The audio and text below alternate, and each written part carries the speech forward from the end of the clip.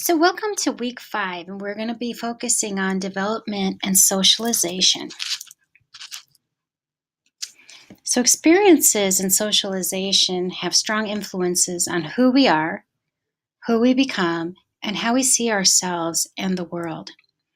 Geitz proposes despite entering the world with the ability to internalize any and many cultural worlds, we generally end up internalizing just one. Is this due to restricted exposure or general inabilities to internalize multiple words?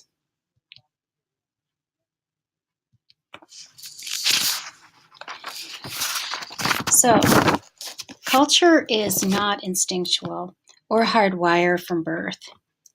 To the extent that we know, we are born cultureless, yet we all are cultural beings. We are born ready to learn and soak up culture. And as we learn, we accumulate cultural knowledge. The question is, how do people acquire culture, and how and from whom do we become socialized? In our book, Hein talks about sensitive periods for cultural socialization. Sensitive periods are times in an organism's life when it can gain new skills and cultural understanding relatively easily. For humans, cultural learning continues throughout the lifespan, but missing these time periods, these specific time periods, can mean that new learning can be less easy or difficult. Can you teach an old dog new tricks? There is evidence that sensitive periods exist across species, domains of learning, and within humans, across cultural groups. As we've discussed earlier in our semester, our ability to use language to communicate complex information and emotions is a characteristic that makes us unique from other animals. Further, our ability to use language provides humans an evolutionary advantage. Language acquisition is subject to sensitive periods. So, as described in the book, humans are typically born able to speak any language, with the ability to recognize all 150 units of sound called phonemes that selectively make up languages used across cultures. Most languages use no more than 70 of these 150 sounds. So early on, during our first years, our brains begin to pay selective attention to sounds or phonemes from the language most familiar to us.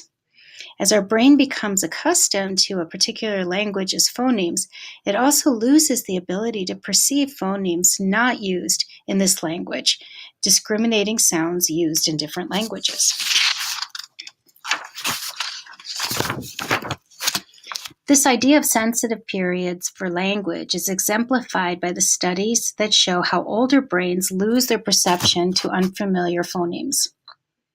In our book, they talk about a study focused on the fact that the Hindi language uses two phonemes, a b and an aspirated, breathy b. That sounds distinct to native Hindi speakers. But the B sounds exactly the same to English speakers because English makes no differentiation when saying B. The inability to detect a difference has been shown to be predicted by early age.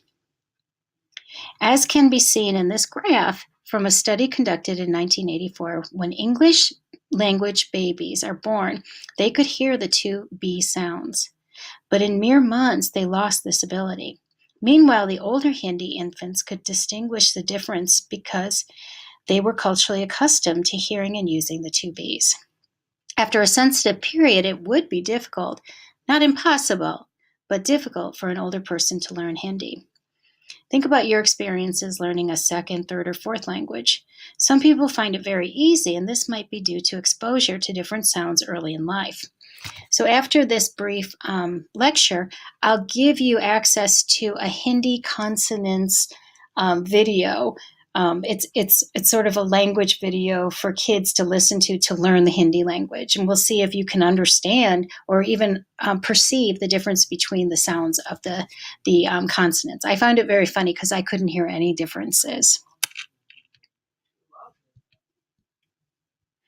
The brain also processes language differently depending on age of acquisition. In a study that used MRIs to look at brains of bilingual speakers while they listened to languages they knew, they found that People who learned 2 languages early in life, listening to either language that they knew activated the same area of the Broca area, the area of the brain associated with speech functioning. But for people who learned their second language later in life, listening to their native language or another language activated 2 areas of the Broca area. So this suggests that the brain is flexible or plastic in restructuring itself and accommodating different linguistic inputs, but only during a sensitive period. After the sensitive period has passed, the brain must adjust and open new areas of language acquisition. While we can't deprive people of language to see how they will do later in life, very sad stories and events have provided real-life situations where people who were deprived of their ability to acquire language during their younger years or sensitive period are able to be studied. Danielle, the girl in the window, is an example and was described in the book, where she was raised in silence till the age of 6. Wild boy Averon was raised in the wild, or supposedly raised in the wild, till age 12. Even with support and teaching, neither were able to learn language or grasp grammatical structures to their respective languages to the point that they are on par with their peers.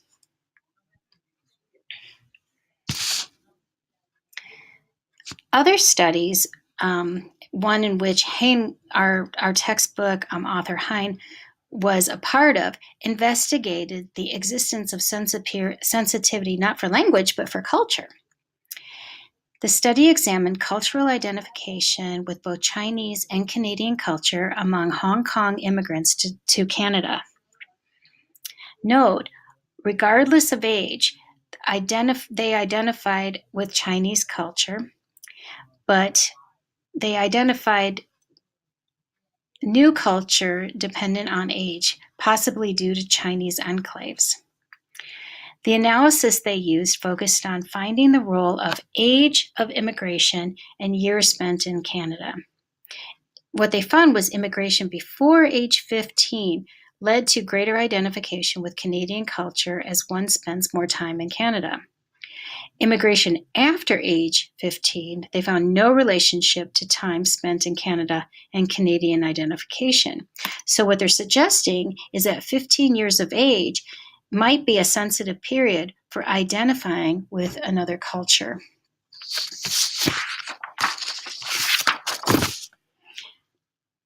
So we see that certain aspects of our development and socialization depend on our age and the world around us. I'm going to take a break now, and I've asked you to look at the documentary Babies by Thomas Balmas. Also, I'll ask you to look at that Hindi language video that I'm posting, and answer some questions about your reflections of watching this video.